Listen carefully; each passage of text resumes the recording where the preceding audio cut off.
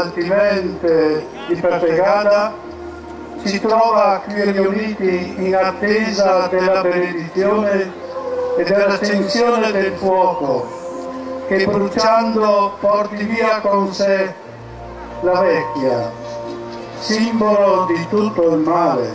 Della foguera del Altimente vedete i protagonisti in acqua in questo momento. Sono gli amici del gruppo Canoa San Giorgio di Nogaro che si stanno avvicinando alla pila davanti a noi.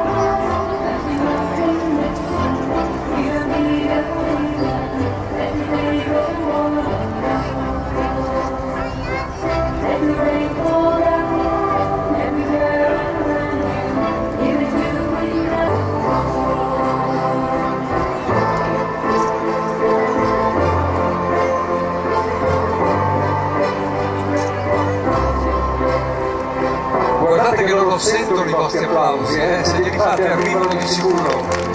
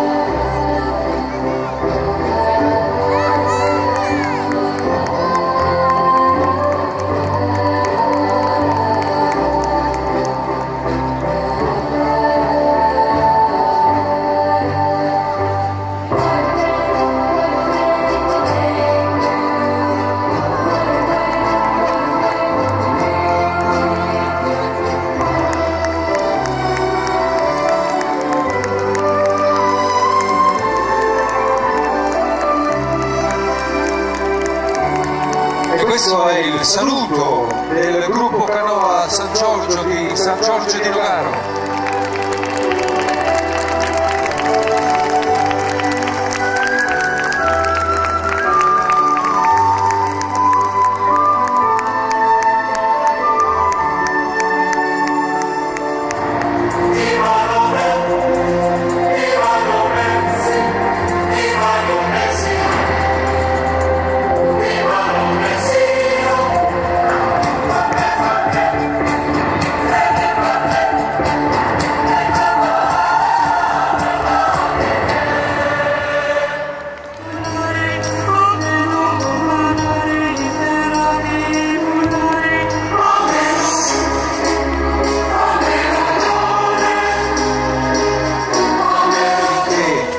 Protetto dagli influssi maligni delle fate e degli spiriti del bosco, sempre particolarmente attivi in quel periodo dell'anno. Il rito, che in origine avveniva in occasione del solstizio di primavera, con l'influenza del cristianesimo viene posticipato e va a coincidere con quello dell'Epifania, ma mantiene comunque il legame con le credenze agresti che indicano gennaio come il mese in cui inizia il risveglio della natura. Vedete naturalmente di donare al sorriso di Giulia. Il sorriso di Giulia Onlux è costituita per sostenere l'area giovani del Però Biadiano.